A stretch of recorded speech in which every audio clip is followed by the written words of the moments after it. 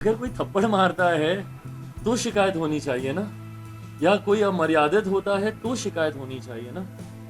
मतलब अगर कोई किसी को सम्मान दे रहा है उस पे सवाल खड़े हो रहे हैं, ये पूरी तरीके से मेरी समझ के बाहर। और ये हम लोगों की परंपरा का हिस्सा, बिहारियों की परंपरा का हिस्सा। कम से कम इस पे सवाल बिहार में तो नहीं उठने चाहिए। नोरमा ग्रुप, जो सोचता है वो करता है। आपके अपने सपनों का आशियाना। हम लोगों को तो बचपन से सिखाया जाता है यूनिटी इन डाइवर्सिटी, और ये एकता की जरूरत है। और मैं तो समाज में किसी भी तरीके के बंटवारे का पक्षधर नहीं हूं। मैं तो मानता हूं कि भारत में सबसे पहले भारतीय हैं। मैंने जब बिहार में बिहार फर्स्ट, बिहारी फर्स्ट का भी जब मैंने जिक्र किया, तो ना मैंने हिंदू बिहारियों का जिक्र किया, ना मैंने मुस्लिम बिहारियों का जिक्र किया, ना मैंने अगड़ा बिहारियों का जिक्र किया, ना मैंने पिछड़ा बिहारियों का जिक्र किया, ना मैंने ऊंची जाति का किया, ना मैंने दलितों का किया। मैंने तो बिहार फर्स्ट, बिहारी फर्स्ट का जिक्र किया। एकता का संदेश तो उसमें भी है। और प्रधानमंत्री जी बिल्कुल ठीक बोलते हैं कि अगर एक हैं तो सेफ हैं। बिल्कुल सही बात है, यही हमारी ताकत है। समर्थन कर रहे हैं ना। मैं बिल्कुल बोल रहा हूँ कि इसमें, इस सोच में गलत क्या है।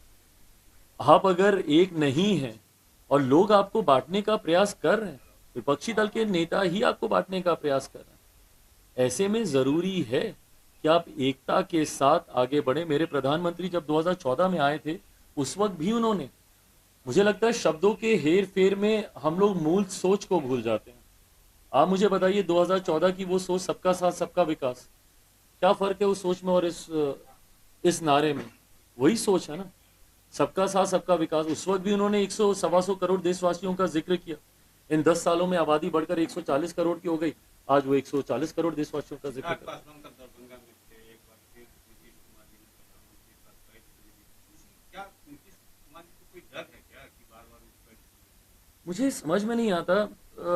तो अगर कोई थप्पड़ मारता है तो शिकायत होनी चाहिए ना, या कोई अमर्यादित होता है तो शिकायत होनी चाहिए ना।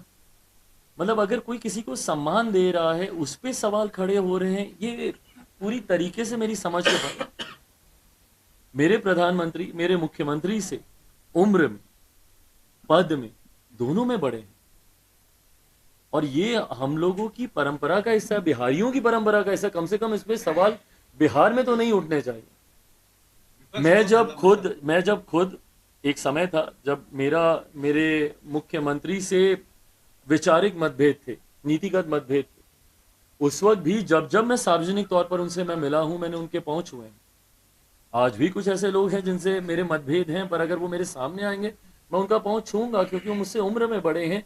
ये संस्कार है हम लोग के, और ये बिहारियों के संस्कार हैं, मजबूती से हैं। इस पे कम से कम हम लोगों को तो सवाल नहीं खड़े करने चाहिए। झारखंड और महाराष्ट्र क्या होगा चुनाव परिणाम? क्योंकि मैं खुद गया हूं प्रचार के लिए। पहले तो मैं अपनी सीट का ही जिक्र कर दूं। चतरा की एक सीट पर हम लोग चुनाव लड़ रहे हैं। 23 तारीख को परिणाम बताएंगे। आज से ठीक 10 दिन के बाद इस वक्त तक परिणाम आ चुके होंगे और नई सरकार एनडीए की बन चुकी होगी। चतरा की सीट जहां से एनडीए के प्रत्याशी लोक जनशक्ति पार्टी के जनार्दन पासवान भारी मतों से जीत रहे हैं। और मैं इसलिए नहीं बोल रहा, मुझे लगता है वो सब वीडियो तस्वीरें आपने भी देखी होंगी, उस नामांकन सभा की, उस रोड शो की। One of the longest road shows मैंने चतरा में मैंने किया। 57 किलोमीटर का वो रोड शो था, 6 घंटे से ज़्यादा वो चला। और निरंतरता में जिस तरीके से लोगों का साथ उत्साह देखने को मिला, मैं मानता हूं कि जहां चतरा की सीट हम लोग जीत रहे हैं, तो वहीं इस बार हम लोग झारखंड में भी सरकार बनाने जा रहे हैं। पिछले 5 साल का हेमंत सोरेन जी का जो कार्यकाल रहा, कम ना सिखा। ये वही लोग हैं जिन्होंने सही मायनों में लोकतंत्र की हत्या सन 75 में आपातकाल लगाकर करने का काम किया था। राजद जैसे ये वही दल हैं, संपूर्ण क्रांति का नारा, जो अपने आप को जेपी के वंशज कहते हैं, उनके अनुयायी कहते हैं, राजद जैसी पार्टियां। तो क्या नारा था जेपी का? संपूर्ण क्रांति का नारा था ना। किस सरकार को उखाड़ फेंकने के खिलाफ था? कांग्रेस की सरकार को उखाड़ फेंकने के खिलाफ था। ऐसे में उसी सरकार का समर्थन ये लोग करते हैं, उसी के साथ गठबंधन करते हैं जिसके खिलाफ जयप्रकाश जी थे, जिसके खिलाफ देश ने आवाज उठाने का काम किया। और 77 में सही मायनों में जिस तरीके से मेरे नेता, मेरे पिता आदरणीय रामविलास पासवान जी केंद्र की राजनीति में आए, क्योंकि 75 का वो आपातकाल सबने झेला था, सबने भुगता था। और उसके बाद आज उन्हीं के साथ गठबंधन बनाकर ये राजद जैसी पार्टियां, कांग्रेस, इन्हीं एक साथ आकर ये लोग संविधान की चिंता करते हैं, आरक्षण की चिंता करते हैं। हकीकत में ये लोग सिर्फ भ्रम फैलाने का काम करते हैं। इतनी ही चिंता अगर आरक्षण को लेकर थी, तो क्यों नहीं इन लोगों ने मंडल कमीशन को लागू करने दी? क्यों नहीं इन्होंने नारी शक्ति अधिनियम को लाने दिया? उस वक्त तो इन लोगों ने इसकी खिलाफत की थी, अलग अलग विषयों को लाकर कि उसमें फर्दर सब कैटेगराइजेशन होना चाहिए, तो ये होना चाहिए। इन लोगों ने इन बातों को कभी सामने ही नहीं आने दिया, और आज इन लोगों को चिंता हो रही है। और ये उंगली उठा रहे हैं देश के एक ऐसे प्रधानमंत्री ने जिन्होंने देश में पहली जनजातीय समाज से ही आने वाली महिला को राष्ट्रपति, देश के सर्वोच्च पद पर बैठाने का काम किया। कांग्रेस के पास निरंतरता में ये मौका ना जाने कितनी बार आया। देश के सर्वोच्च पद पर किस व्यक्ति को वो चुनते हैं, ये मौका कांग्रेस के पास लंबे समय तक रहा, क्योंकि निरंतरता में दशकों तक आजादी के बाद इनकी सरकारें रही हैं। गाहे बगाहे उसके बाद भी गठबंधन की सरकारें रही। 2014 से पहले यूपीए की सरकार भी कांग्रेस लेड गवर्नमेंट ही थी। इनके पास मौका था, उस वक्त इन्होंने उस मौके का क्या इस्तेमाल किया? जब मेरे प्रधानमंत्री आए तो जहां एक तरफ उन्होंने एक दलित समाज से रामनाथ कोविंद जी को बनाने का काम किया, तो वहीं जनजातीय समाज से आने वाली महिला आज की तारीख में मौजूदा मां महीम है हमारे देश की। तो ऐसे में हमारी सरकार ने हमेशा समाज के वंचित शोषित वर्ग से आने वाले लोगों को मुख्य धारा के साथ जोड़ने के लिए, उनके उत्थान के लिए हमेशा कार्य किए हैं। और मुझे लगता है ये इसी सरकार की सोच हो सकती है कि 150वीं भगवान बिरसा मुंडा की जयंती पर इस तरीके के भव्य कार्यक्रम का आयोजन किया जा रहा है। और उसी के लिए कल प्रधानमंत्री जी यहाँ आ रहे हैं। गठबंधन के हमारे तमाम घटक दल तौर पर जमुई वासी काफी उत्साह के साथ पुनः एक बार फिर प्रधानमंत्री जी के स्वागत के लिए तैयार हैं। प्रधानमंत्री जी ने पिछली बार जब वो जमुई आए थे तो उस वक्त भी मैंने उनसे जाते वक्त आग्रह किया था कि चुनाव दर चुनाव नहीं, संभव होगा तो बीच में भी आप आइएगा तो जमुई के लोगों को अच्छा लगेगा। मुझे खुशी है इस बात की कि प्रधानमंत्री जी ने उस सोच को भी अपने दिमाग में रखा। और आज जब प्रधानमंत्री जी आ रहे हैं, हम सब जहां एक तरफ उत्साहित हैं कल प्रधानमंत्री जी के भाषण को सुनने के लिए, उनकी बातों को सुनने के लिए, वहीं दूसरी तरफ प्रधानमंत्री जी का ये प्यार बिहार और बिहार वासियों के प्रति ये दर्शाता है कि उन्होंने चुनाव के वक्त जो मोदी की गारंटी थी, उस गारंटी को भी प्रधानमंत्री एक एक कर कर पूरा करने का कार्य करें। जिसकी पहली श्रृंखला, और ये श्रृंखलाओं की शुरुआत है, जिसकी पहली श्रृंखला कल हम लोगों ने दरभंगा में देखने को हम लोग को मिली, जहां 12,000 करोड़ से ज्यादा की राशि की योजनाओं का शिलान्यास कल प्रधानमंत्री जी ने किया। जिसमें सबसे प्रमुख, जिसमें अलग अलग विभाग की योजनाएं हैं, रेलवे से जुड़ी हुई हैं, सड़क से जुड़ी हुई हैं, ऊर्जा विभाग से जुड़ी हुई हैं, जिसमें सबसे प्रमुख दरभंगा में एम्स का भूमि पूजन कल उनके द्वारा किया गया। ये एक लंबे समय से हम लोगों की मांग रही थी। एक ऐसा दौर था कांग्रेस और तथाकथित इंडिया अलायंस के गठबंधन की सरकारों के वक्त जब देश में मात्र 2 एम्स होते थे। आज हम लोग गर्व से कह सकते हैं कि बिहार में 2 एम्स हैं, जहाँ एक तरफ पटना में है तो दूसरी तरफ दरभंगा में भी अब जल्द उस एम्स का निर्माण हो जाएगा। तो ये मोदी की उस गारंटी को पूरा करने की शुरुआत है, जिस वादे को प्रधानमंत्री जी ने लोकसभा चुनाव के दौरान किया था। और मैं मानता हूं कि आने वाले दिनों में उनके द्वारा किया गया हर एक वादा बिहार में धरातल पर उतरता हुआ दिखेगा। और बिहार वासियों का विश्वास, प्यार, समर्पण पहले से ही प्रधानमंत्री जी के प्रति था, आने वाले दिनों में और ज्यादा ये बढ़ने को मिलेगा।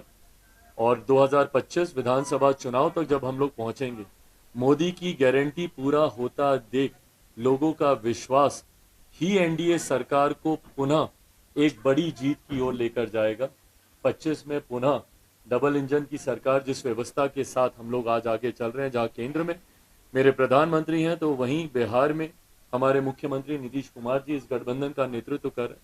मैं मानता हूं 2025 में पुनः ये डबल इंजन की सरकार की व्यवस्था ऐसे ही सुचारू रूप से चलती रहेगी, ताकि प्रधानमंत्री जी की तमाम योजनाओं को सरलता से धरातल पर उतारा जा सके। कुछ सौगात मिलने की संभावना है बिहार या जनता के बीच कभी आरक्षण के मुद्दे को लेकर, कभी संविधान के मुद्दे को लेकर, कभी लोकतंत्र को लेकर निरंतरता में विपक्ष ने यह भ्रम फैलाने का प्रयास किया। और ये अभी से ही नहीं, अगर आप बिहार में देखें 2015 से ही ये षड्यंत्र रचा जा रहा है। जब बिहार विधानसभा के चुनाव थे उस वक्त भी इस बात का भ्रम फैलाया गया कि आरक्षण को समाप्त कर दिया जाएगा, संविधान की हत्या कर दी जाएगी। और पुनः इस भ्रम को 2024 के भी चुनाव में प्रमुखता से, जिसका कबूलने में मुझे कोई संकोच नहीं, कुछ राज्यों में इसका नुकसान भी हुआ। जो फॉल्स नैरेटिव विपक्ष के द्वारा गढ़ा गया उसका नुकसान भी हम लोग को कुछ राज्यों में झेलना पड़ा। पर क्योंकि कांच की हांडी एक बार बिहार में चढ़ चुकी थी, वो बार बार नहीं चढ़ती है। 2015 में ये लोग इस माहौल को बना चुके थे, बिहार की जनता दोबारा इनके बहकावे में नहीं है।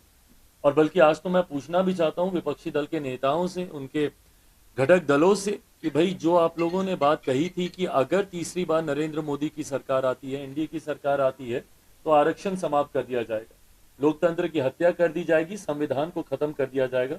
मुझे बताएं किसका आरक्षण छीन लिया गया? मुझे बताएं किस देश के संविधान की हत्या कर दी गई, या कहां का लोकतंत्र एनडीए की इस तीसरे कार्यकाल की सरकार ने समाप्त किया? सिर्फ झूठ बोलना, लोगों को डराना, हाथ में कॉन्स्टिट्यूशन लेकर घूमना लोकतंत्र का सम्मान नहीं होता। लोकतंत्र एक ऐसी भावना है, और ये लोकतंत्र तो कम से कम कांग्रेस जैसी पार्टियां तो ना सिखाएं बिहार वासियों के प्रति। और जमुई से भी उनका जो एक विशेष लगाव इस दौरान बना है, जमुई वासियों ने भी उन्हें उतना ही प्यार दिया, उतना ही सम्मान दिया। बिहार की सबसे बड़ी सभाओं में से एक उनकी जमुई में रही है। 2019 की सभा हो, उसमें भी जिस तरीके से लोगों ने भारी संख्या में उस लोकसभा चुनाव के दौरान उपस्थित होकर अपना समर्थन दिखाया, और उसी का नतीजा था कि 2024 के लोकसभा चुनाव में सबसे पहली सभा ही उन्होंने बिहार में चुनाव प्रचार की शुरुआत उन्होंने जमुई से की।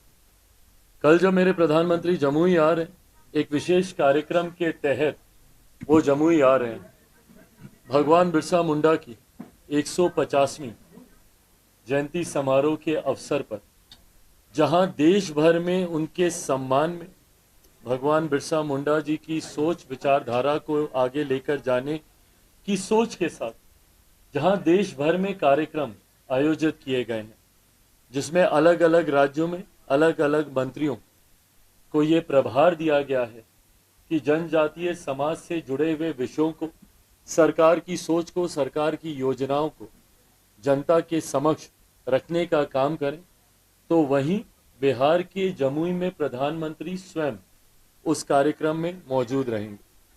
इसमें कई और वरिष्ठ मंत्री भी शामिल रहेंगे। मेरी पुरानी लोकसभा रही है, जमुई से 10 साल का वो रिश्ता रहा है।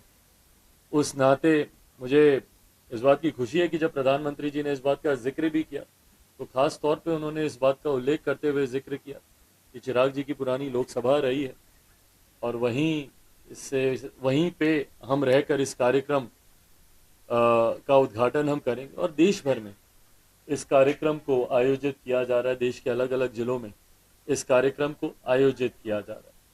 इस कार्यक्रम का उद्देश्य सरकार के उस समर्पण भाव को दर्शाना है जो समाज के सबसे वंचित वर्ग से आने वाले जनजातीय समाज से जुड़ा हुआ है। सरकार पूरे समर्पण भाव से जनजातीय समाज से आने वाले लोगों को मुख्य धारा के साथ, हमारे प्रधानमंत्री हमेशा कहते हैं विकास भी विरासत भी, जहां जनजातीय समाज अपने मूल स्वरूप में रहते हुए मुख्य धारा के साथ जुड़े। कतई सरकार की ये सोच नहीं है कि किसी भी तरीके से उनके मूल स्वरूप में उनका रहन सहन, बोलचाल, वेशभूषा, किसी भी तरीके का कोई भी बदलाव आए, but at the same time सुख सुविधाओं से भी वो वंचित ना रहें। मुख्य धारा के साथ उनको उनके मूल स्वरूप में रहते हुए कैसे जोड़ा जा सके, निरंतरता में सरकार ने पिछले 10 सालों में इसको लेकर योजनाएं बनाने का काम किया। उनकी शिक्षा को लेकर, उनके आर्थिक हालातों को लेकर सरकार ने निरंतरता में ये प्रयास किया। इतना जरूर है कि जब जब चुनाव आते हैं तो विपक्षी दलों के गठबंधन और उनके जितने घटक दल हैं वो विभिन्न प्रकार का भ्रम फैलाने का वो प्रयास करते। आपके सपनों को हमने सजाया है, ई होम्स पैनोरामा को हमने बनाया है। ई होम्स मेरा एक सपना था जिस पे मैं पिछले 4 साल से काम कर रहा था। हमने जो बनाया है वो सबने है माना। ई होम्स पैनोरामा में हो आपका भी आशियाना। और फाइनली हमने 2021 में इस प्रोजेक्ट को लॉन्च किया। बहुत लोग अप्रिशिएट कर रहे हैं कि पूर्णिया जैसे शहर में, बिहार के, एक तो बिहार की बात करें उसमें भी पूर्णिया जैसे छोटे जगह में इस तरह का लाइफस्टाइल देना, ये सुन के हम लोगों को बहुत अच्छा लगता है। ई होम्स में हमने कुछ और भी किया है, जैसे हम जिस जगह में रह रहे हैं हमारे फैमिली सिक्योर हो, उनको सिक्योरिटी का ध्यान में रखा है।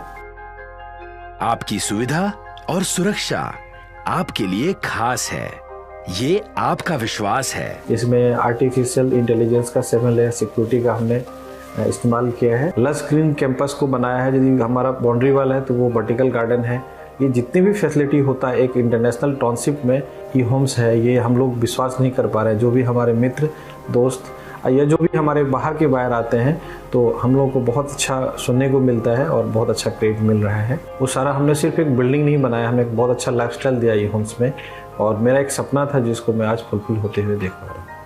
ये आपका आवास है। ई होम्स पैनोरामा में अब आपका निवास है। E homes Panorama, luxurious lifestyle redefined. Panorama group, जो सोचता है वो करता है। अगर ये वीडियो पसंद आई और वह बिहार के राजनीति और बिहारियत से सरोकार रखेनी तो सब्सक्राइब बटन दबा के चैनल के सब्सक्राइब कर ली। ओजे एगो घंटी बा, ओकरा बटन दबा देला से कुल सटीक और मारक खबर रुआ मुफ्त में मिल जाई। अगर रुआ पत्रकारिता के हमनी के नया प्रयोग में सहयोग कर चाहतानी तो ज्वाइन बटन दबा दी। पेटीएम नंबर नोट कर ली 9386816700। धन्यवाद।